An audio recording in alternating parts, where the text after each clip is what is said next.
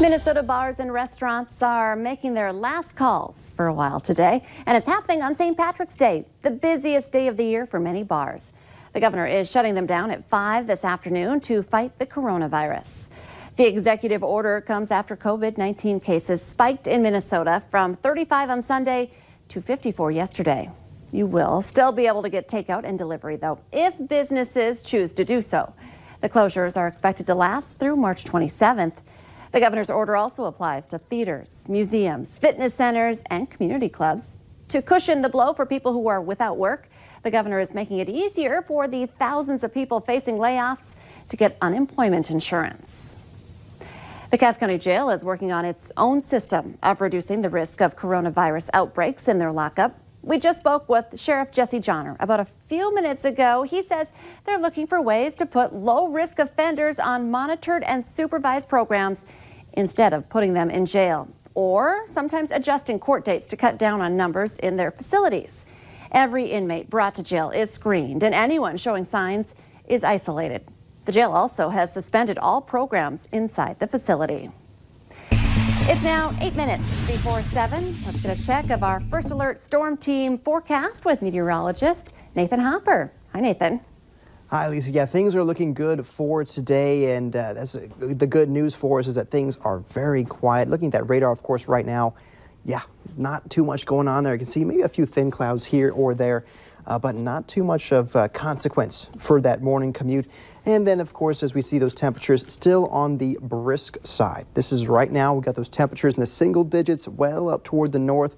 Most of us, though, in the teens, the lower 20s are in the southern valley. And, of course, a little bit of a west wind around 10 to 15 miles per hour will be a bit on the chilly side, to say the least. Wind chills, we've got -7 degrees, that wind chill in Langdon, -4 in Devil's Lake, -6 that wind chill in Halleck, and -1 that wind chill this hour in Thief River. So here's that hour by hour I was showing you a few seconds ago.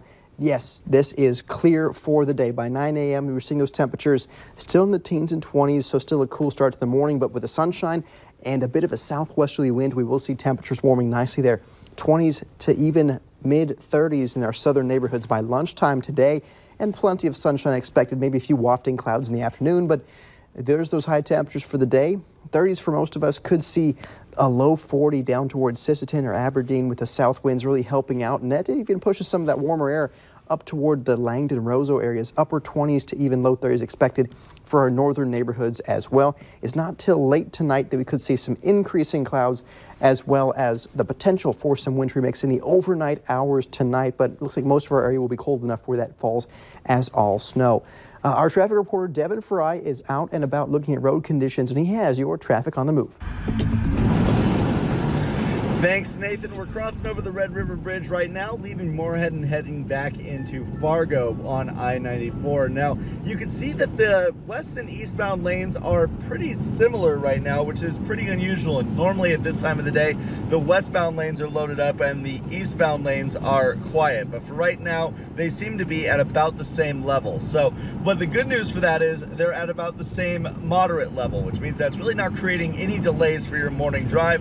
Normally this area between University Drive and 25th Street gets pretty loaded up, but as you can see, there's hardly any vehicles in that stretch at all. So really good news as you make your way out the door this morning. If you have to leave the house this morning, it's going to be an easy go and drive for you. Now, you saw the glare on the bridge just a little bit ago. There are some slick spots still on the roads, but it's mainly on our side roads at intersections today. Now, what day is today? It is Taco Tuesday, so all day of the day at Taco John's. For your traffic on the move, I'm Devin Fry.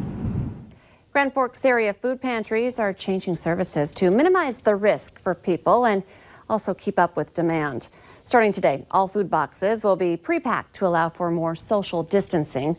Food boxes will be provided on Tuesdays and Thursdays to individuals and families in need. You must call before 10 a.m. on the day you would like your food box. That number is 772-6600. Now, you will need a photo ID to pick up your box. There is a limit of 1 food box per month per household. There's a lot of kids out there that don't have a meal. With Minnesota and North Dakota schools closed due to the coronavirus, many families in the valley are wondering what is next for the children who rely on school lunches every day. Now, here's the latest on what is available. Central Cass Schools is offering free breakfast and lunch for kids today. You can pick up a grab-and-go bag from 10 a.m. to 1 p.m.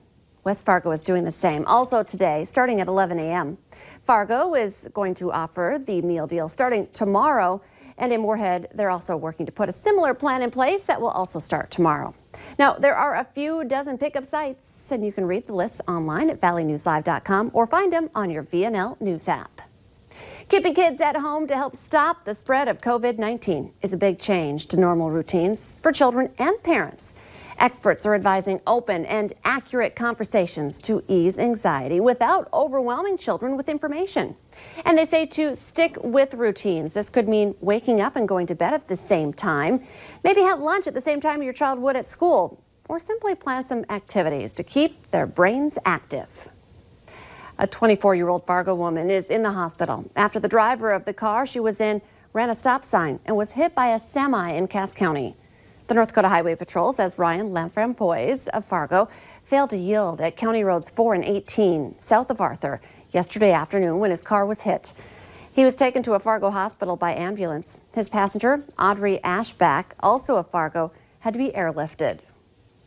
People heading to FM area health clubs today are on alert after a rash of smash and grabs in club parking lots. They happened yesterday right around these early morning hours, 5:30 and 8 in the morning. A number of car windows were busted out to gain access to the items inside. Police are reminding people to take valuables out of their vehicles or store them out of sight if you leave your car unattended. After a mass shooting rocked the city of Milwaukee, Wisconsin back in February, it came as a reminder that it's important to have a plan in place if this were to happen where you work. And training is the best way to be prepared. The Valley Today's Abby Furchner joins us live with some important conversations for us. Good morning, Abby. Good morning, Lisa. We do have another pretty intense scenario that we want to show you, but that's what's so important about this morning, and that's why I'm here with Cass County Sheriff Jesse Johnner. And we talked about evacuating if you can, how you can barricade, but what happens if that shooter does get in through that barricade? What should people do next? Sure, Abby. So this is our last option. Like you said, we've barricaded the door. We've tried to evacuate, and we couldn't evacuate, and the person is making it through our barricade. So now we're at the point where we have to take back control. So it's literally, the suspect coming in and whoever's inside the room, taking back control from them, gaining control of them, and holding them down or doing whatever they need to do to stop that threat. And so we saw a bunch of people start throwing stuff at them. Is that something that you should be doing, whatever's next to you? Exactly, anything that you have available to you. So really what was happening there is by throwing things at the shooter, we're distracting them and cueing them away from the individuals that are going to be grabbing them and taking them to the ground or taking back control. So it's all part of the whole technique that they're using to make sure that they're safe and being able to detain that person. And then it's important to try your best to get that weapon away from them. And then are you just supposed to hold them down until first responders are available? Yep, at this point, we're just gaining control of that individual, and then you're kind of thinking outside the box, so to speak, on whatever you can do to detain that person until law enforcement can get there and take custody of the individual. So important to know what to do in the situation, to have that action plan in place, and to be able to feel a little bit more comfortable if this were to happen in the area that you work. So it's a super important topic, not an easy topic, but something you should definitely remember. I agree with you. It just makes it a little less scary if you kind of have a plan in place and you've practiced it. Abby Furchner reporting live for us this morning. Thank you. Let's get our answer now to our question of the morning on Facebook. 12% of adults don't have one of these. The answer, a credit card. And we want to get one more check of our forecast here on this Tuesday morning. Sounds like we're going to see some nice sunshine. I thought it was a cell phone, but credit card makes sense too. Yeah, it was sunshine on the menu for today, and we'll be warmer than we were yesterday, Lisa, around 32 degrees for that high here in Fargo. But some areas toward the south could see low 40s this afternoon. Of course, we're watching that system for midweek. Again, still very carefully. The Today Show and CBS This Morning are just about to start, but you can join us right now for more Valley Today on the Fargo CW.